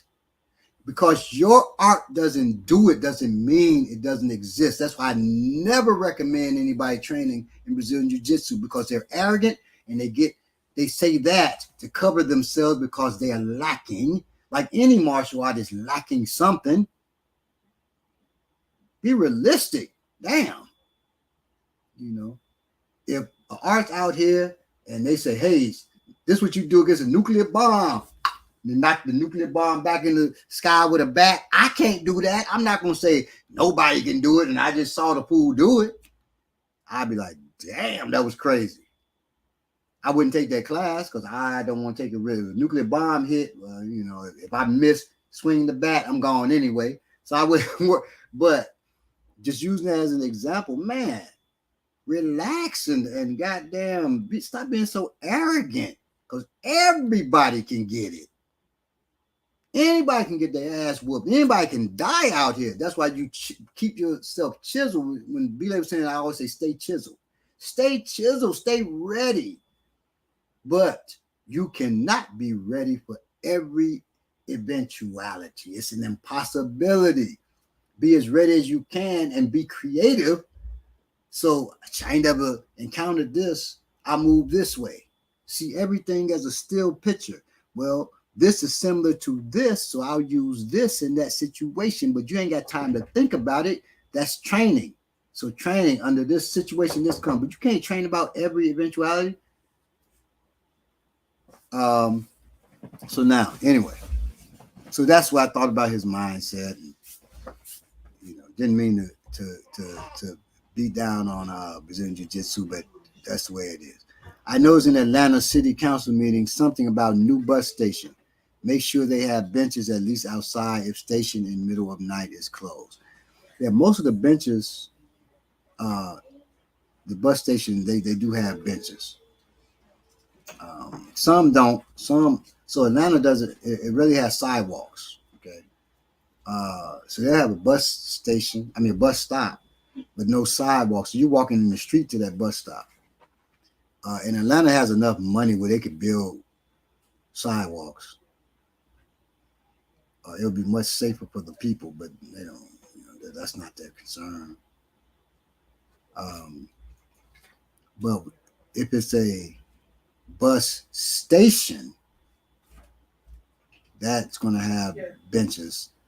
If it's MARTA station, Greyhound, think about the Greyhound station here. I think they have benches in other places. Okay.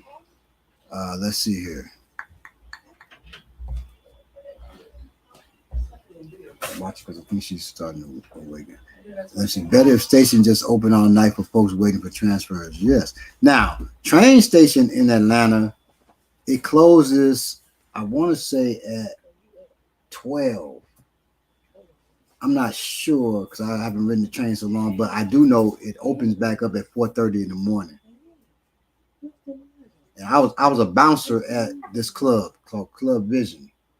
And the brother, he was just murdered recently, who owned the club. He owns several different clubs in Atlanta. It's a Ethiopian or Eritrean brother, Michael. He would have these nights. Now, we call them gangster nights because there'll be the Chinese Tong, Japanese Yakuza, the Italian Mafia. I didn't even know the Italian Mafia really existed no more until I was working there. They would be there. And others. Well, one night, the Tong, they be sitting in different benches in the VIP section, right? He grabs the waitress's backside. Sister, I knew she was gonna come to me. I looked down at the brother at the door so he can get ready to help me because I know it's about to, be on and popping. He walks out the door. And you see a door just when you lock it. He locked the door. He like, I'm out of here. Didn't out of here gone. He didn't come back. He was out. I said, God, okay, I'm going by myself. So I go up to, excuse me, sir, you cannot grab the waitresses, blah, blah, blah. This dude grabs me and chaos just broke. It wasn't chaos to me. It was to them. As soon as he grabbed me, I reversed, boom, hit him with a headbutt. He was down. He was asleep. Then they just start coming at me. I'm throwing them. And I realized, okay, they can push me backwards. I can hurt myself. So I jumped down onto the dance floor, basically. And this dude jumps down, throws up, praying mantis. It was crazy. I'm like, dude, stop, walk up, stop it. Hit him in his chest with a backhand. Dude, stop it. This ain't no movie. He looking like, he didn't know what to do. He just walked off. And so basically, I'm punking him and really was beating him. One man should not be beating a whole group. They just let me know they didn't know what they live off the hype of movies. So afterward, I'm getting ready to go home after, everything is closed. I'm getting ready to go home, but I'm on MARTA. Me and the wife didn't have a car at the time. Our car was down. I'm on MARTA, sitting there waiting until 4:30. I left the club at 2:30. I'm waiting for 2 hours, and I started thinking, if now the Yakuza drive up, they can fire on me from their cars, run me over with their car, whatever. And I said, this job ain't working, and I quit. So the one thing they do need to do in Atlanta is open up the station so people can be in there, not just outside waiting for the station to open. That's dangerous. Okay. And like you said, yeah, better station open all night. Yes. How's the baby doing? Oh, the baby's doing great. Thank you. And all my grandbabies here and all of that. My daughter, Okikiola, who's 7 months, is the auntie to her nieces and nephews, all of them older than her, except for one, Zamina, who is 2 months old. So that's the only one younger than her. She's younger than all the rest of her nieces and nephews. It's funny, So you see the grands contemplating. Hey, wait a minute. Yeah, this is my auntie. Wow, So, but yeah, she's doing good. Yeah, felons can't live in a house where there's a gun. Wow, Chicago don't play. Man, my peeps are from Chicago, and my mom cusses like an old Italian gangster. Even worse, that she is a retired therapist. Well, as long as she's a retired therapist. Now, she was a therapist teacher. What the hell are you here for? It says here you have depression, you son of a bitch. That'd be crazy. But she's retired, so that's fine. I hope she doesn't talk raspy like that. Anyway, let's see. See how show us pressure points to disable a man bigger than woman. Yeah, I dealt with that part. To the throat, push the nose back, and then throat. Push the nose back with the same lion's mouth, then throat. Okay. Also, when that adrenaline starts pumping, you don't feel pain like normally you do. No, but you can still feel the effects. So, adrenaline will pump. You break a person's ankle, will dislocate the ankle. Like it's a joint. You dislocate their ankle. They'll be hurt, but they won't feel it as bad as they do when that adrenaline comes down. But they still hurt. They're still suffering effects, right? I dislocated the dude's shoulder. He was trying to steal from my martial arts school, was intimidating my secretary and all of that. And he said, if I had a gun, I'd shoot you. I said, well, my gun's right there. Go, under the table. Under the chair. Go, and get it. Oh, for real? He walks towards the chair, realized ain't no gun right there. And I told my student, lock the door. He realized he's locked in the school, and I tore his ass up. I dislocated his shoulder. He was bent. When you dislocate somebody's shoulder, they can't just stand upright. Okay, so that was purposeful. We do what's called an call, which is chicken wing lock. That's anybody who knows me knows that's my favorite lock because it's so disabling, right? Well, he's bent, and I'm now that he's bent over, he can't stand. I'm raining knees on him, ugly, and I was gonna send him, to a nicer place, nicer home. I'll say it like that. And my student grabbed me, said, "Man, run!" And he opened up the door for the dude. I said, "What are you doing?" He said, "I didn't want to see that happen," and all of that. Well, the dude ran out and passed out right in the driveway from the shock. Okay, fell on his face, passed out. So those things work. If I grabbed a pressure point or something, it made him uncomfortable. It wouldn't have knocked him out like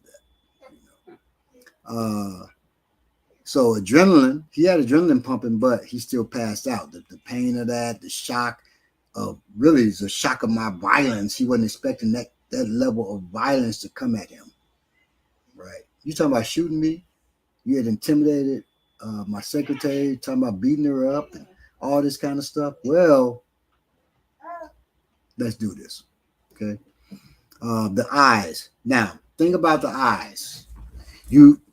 Most people will not attack the eyes. I'd say 99.99%, and those who will only will do that 0.5% of the time. The reason why you can't train that. Who gonna let you train that? And if they stupid enough to let you train, you only got 2 times to practice. So who gonna let you stick them in their eye? So you the way you train is the way you fight. You don't train. We tried that. Put on goggles. I boom went in my student's eye and broke the goggle. The goggle shattered. A piece almost went in his eye. I said, we can't do that no more. We can't practice that. Nobody's going to let you train that. That's why it hardly ever happens. When attacks with the eye, we do what we call palm sandwiches, right? You strike with a palm to the nose. My finger, you see what my fingers are? So when I strike to the nose and then come down, I'm coming down on their eye. I don't have to train that. I just strike like this in a downward circle. Strike forward, come down. Strike forward, come down. When you do that, though, the person turns their head because they don't want to get, that's uncomfortable. They ain't going to just stand there and you just raking their eyes out, sticking that. People protect their eyes. So when you go, they turn. And once they turn, now you strike the jaw or you strike the jaw with your elbow or whatever. Right. Same way people just kick them in the groin. I tell you, just people say just don't know what they're talking about because it's always exceptions. So just kick them in the groin. Most men and men out there, if a person look like they're about to touch your groin, you close your legs up. It's not an easy target to hit because people are so protective of their groin. Men, if any man's been touched in his testicles, just tapped in his testicles, he knows how that feels. And so he's going to protect that. We don't go for the groin. We go for the thigh. That's a bigger target. And that will put your lights out. And after I knee you in your thigh and you fall unconscious, then I can stomp on your groin if I want your groin so bad. Okay. But just to hit the groin, that it's not common. It's not a common target. And the eyes are less common because ain't nobody. I can wear a cup at least, which really doesn't protect the groin, but I can feel protected. But my eyes, nobody's letting me practice. So it's not really one thing that's attacked that much.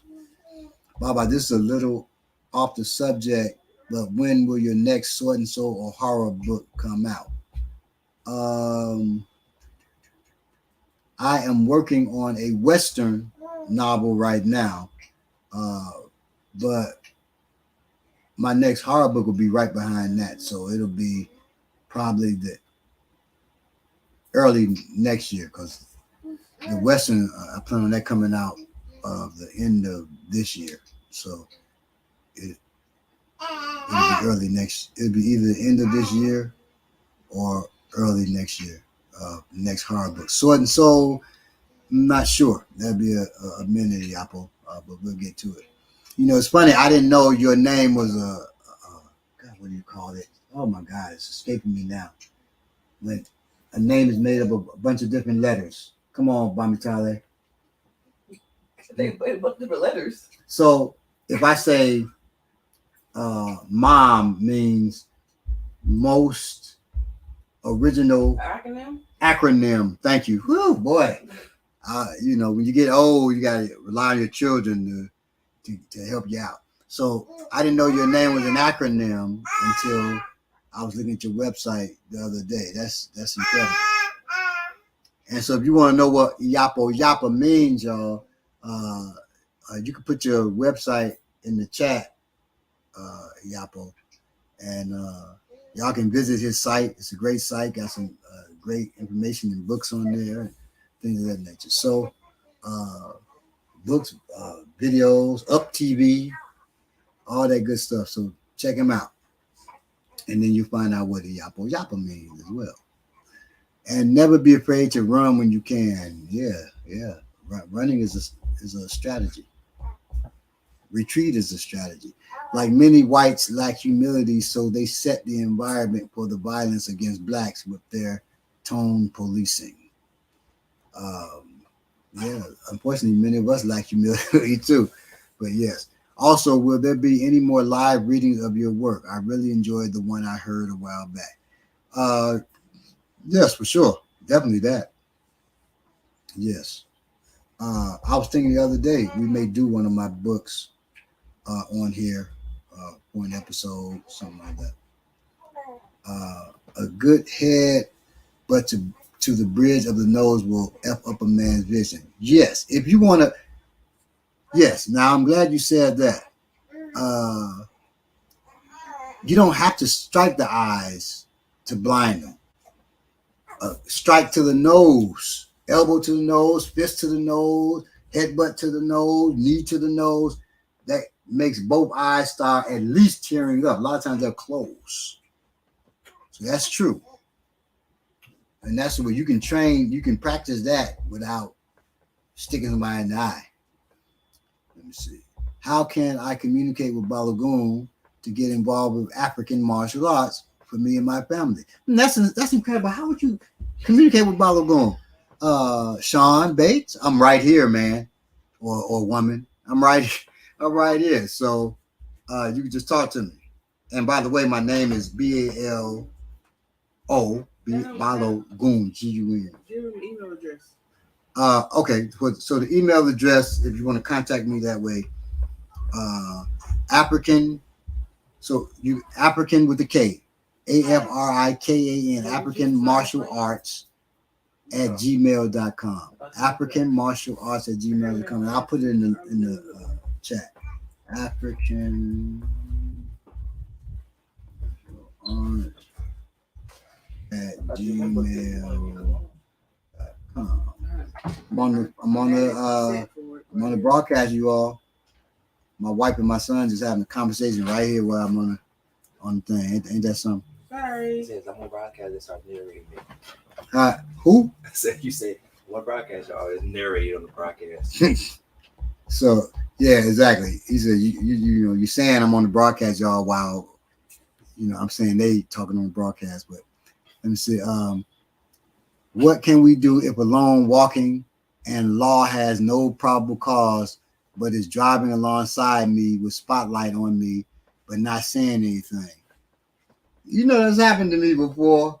I'm laughing because that's not funny, but a student of mine, me and him got into a disagreement because a brother said if to do this to the police, if the police pull up, will come up to your car and say, excuse me, can I help you, sir? You don't say nothing. You don't look at him. You look forward. He said, excuse me, sir. You just look forward. And he gonna leave. I said, what world do you live in? That cop is not gonna leave. He gonna harass you. Then I said, if you pull up to my house and I come outside and say, hey, how you doing? And you just looking forward. I said, excuse me, hey, brother, how you doing? And you just looking forward, not looking at me. I'm gonna put my hand on my tool. Cause I'm like, what you on? And I'm gonna say that, well, everything good? You all right? And you don't say nothing.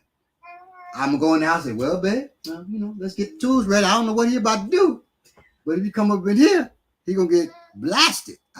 And I'll watch you until you left. That would be weird. But now, on the other, with police driving next to you, I've had that. That's an intimidation tactic.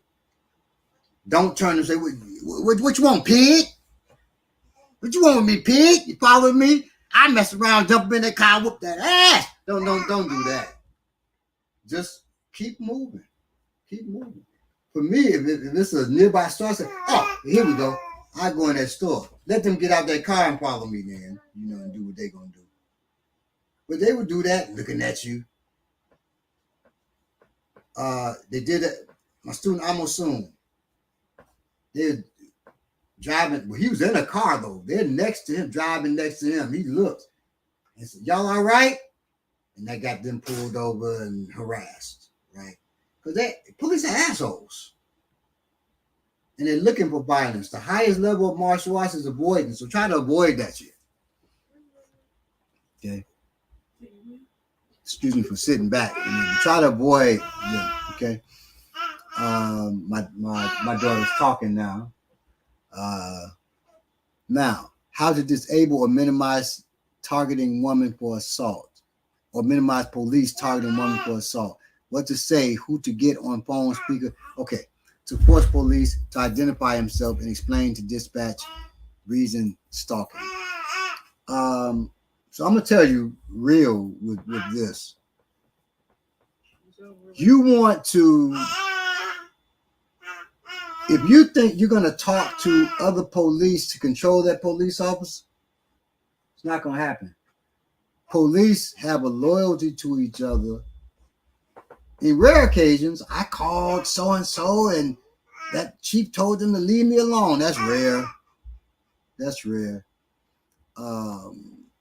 They're designed for our imprisonment and our harassment. Okay, so the best thing, call a comrade, let them know what's going on. If you happen to have a comrade that's a lawyer, that's even better, because lawyers can get them to leave you the hell alone. Police fear litigation. They can work for or against you. If you are walking down the street, say, I'm calling my lawyer right now. You just show your whole card, right? Don't do that, because now they may bust your head to the white meat and say you hit them, take you in. Police will lie and take you in because they don't want you calling no lawyer on them. But they harassing you while you walking. You just calling on the phone. You say, yes. So the police are dealing with me. Too late now. You got the police. You got the lawyer. Police dealing with me. They're harassing me. They're following me. I feel intimidated. They're not saying anything. Now you have your lawyer there. If it's not a lawyer, you are calling a comrade. They don't know whether you're talking to a lawyer or not. So call a comrade. Let somebody know that that's happening. Particularly a woman. Let somebody know. Men too. Shit, you don't want to be just out there by yourself and they following you like that. It's probably not going to go well for you if they following you like that. They mess with you for a reason. But a woman, you especially say, I feel intimidated. I'm out here by myself, and this is going on. My son was walking to school. I would always sneak and watch my son so he feel like he's walking by himself. I'm watching. He leave out the door. I said, love you, son. Stay black. He said, always. He walk out the door. He closed that door. I open that bad boy up. I sneak outside. Watch him go up the block. Well, this time, the police pull up. So what the hell? So now I'm not hiding myself. So I'm coming up the street. They points at me. And they pull off. They look at me mean mugging. I'm looking at them. What y'all doing? I said, what was going on, son? He said they were saying that they'll take me to school. I said, no, thank you. He said, man, look, get in the car. We'll take you to school. He said, my bus is right there. He said, we'll take you to school. He said, my father right there. And that's when they left. They were probably going to abduct my son. Why would they be so insistent? And they were pissed off. Okay. That he wouldn't get in the car with them and that I was out there. So you had a right. Call somebody. Let people know, hey, I'm out here and the police is following me like that. He won't identify himself. Now, I'm going to say this. A cop who doesn't identify himself, you don't know if that's a cop. So I'm not talking about rights. I'm talking about rights by their law. I'm talking you have a right as a human being. You don't know who this is to protect yourself. I'd say this to my daughter, my wife. Look, if that cop doesn't say he a cop, just because he got a uniform on, until you get in the car or something. You don't do that. I know my wife would call me anyway. You know, you don't do that. You don't know if that's the police. I had a dude one time jump out of the car, say detective, go to grab me. I deflected that. Hey, what you doing? Get on the car. How? No. Who are you? I'm the police. Well, yeah, show me your badge and your ID. A badge is not enough, y'all. That can be bought too. ID can too, but you want to see both. Let me see your identification. Let me see your badge and your ID. No, I'm not. You're not doing that. That fool gave me his job, and I still didn't get on the car. I was like, okay. What's wrong, officer? I'm not telling you to do that. I'm telling you what I did. Another instance, I'm driving up the street. Cop is supposed to be directing usually in Chicago when cops are directing traffic, they got in trouble about something. He's on the sidewalk. You can't direct traffic from the sidewalk by law. He putting his hand up for me to stop. I just kept going. Well, I didn't slow down. He saw I wasn't going to slow down. He walks into the middle of the road and pulls out his revolver. I stop. I turn so I'm sideways him. I pull out my pistol.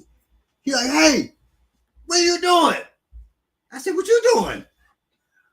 You got a gun pointed at me, man. Who are you? He said, who are you? He said, I'm the police. Who are you? I said, I'm who I am. I ain't identifying myself to you. I don't know you police. I ain't seen no ID. Pull out your ID. He said, are you the police? I said, pull out your ID. You gonna pull out your ID? I know I'm under control now. He's trying to go tit for tat. I said, man, put your gun down. This is me yelling at a cop. He puts his gun down. I said, all right, man, I'm leaving. He said, all right. He gets back on the sidewalk. I leave. Because he, one, had broken the law.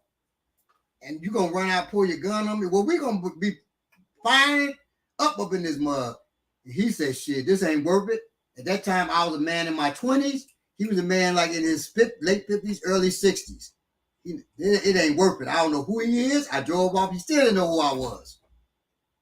I wasn't giving him no ID. The way he did me then, I left. Drove.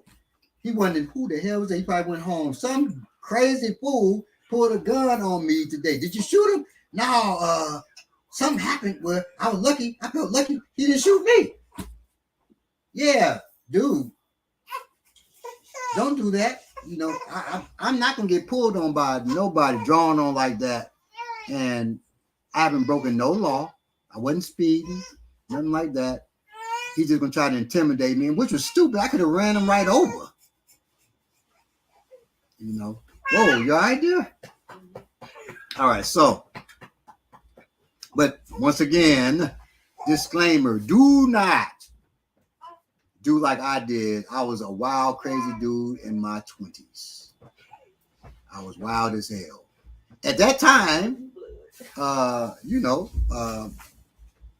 my daughter sitting beside me was born during those times, you can tell you. But she told me, we're driving.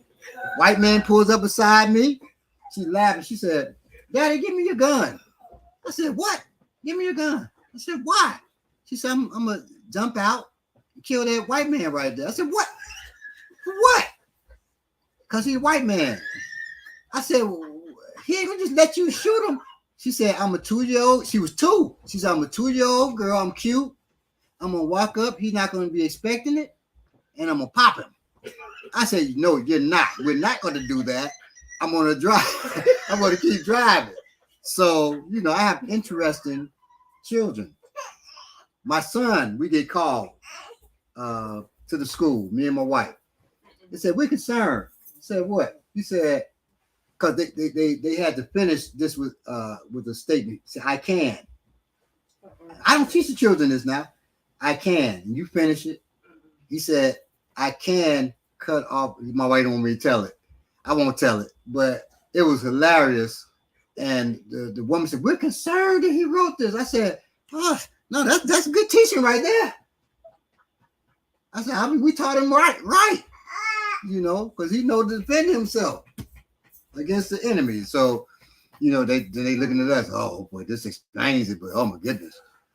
But I never taught my daughter, kill a white man, no shit like that. Never. They saw the world.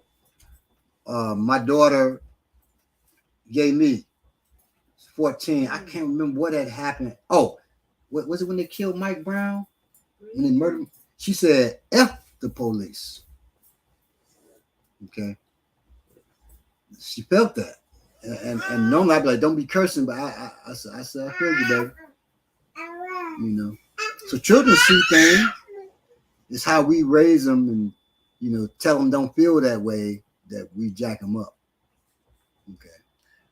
So last thing I'm closing out. I'm going to have to relax my face after this. I am cringing with every gouging of eyes, nose, neck. Oh, it's all right. You'll be good. You just do it. Hit him in that nose and hit him in that throat. Keep moving. Tell yourself you were trying to hit him in the chest, but you happen to hit him in the throat. Is there anything that can be done to the ear besides box them or try pull an earring out? Well, boxing the ear, is palm that mug is the same as boxing the ear. That's all you need to do for the ear. Okay. The email you gave verbally on the past live stream didn't work. Please post in chat. I'm trying to remember what email that was. Maybe I think that was B-Lake for the t-shirt. He would have to do. I'm not sure which one. No, I gave African Martial Arts at gmail.com for anybody who wants that. Was late night store or people around. I called family to come quickly, pretended fam was a block away. Cop drove off. Good. That's good. So he was on something else. Let's see. All right, y'all. Man, U.S. cops are predatory as hell. Yeah. It's been my experience, cops everywhere are predatory as hell. But, some places they're better than others. But cops in the U.S., yes, they are predatory, and they're military, and they're not military. So, all right, y'all. That's my time. Love y'all. Be careful out here. Stay black, or whatever it is that you may be. Train. Watch those videos. Go back, watch the videos. Train with a person you trust. And as often as you can. Hey, and bring us. You can always bring us into your town to teach. And if you live in Atlanta, able to travel to Atlanta, we have classes on Sundays 2 to 4 and Mondays 7 to 9.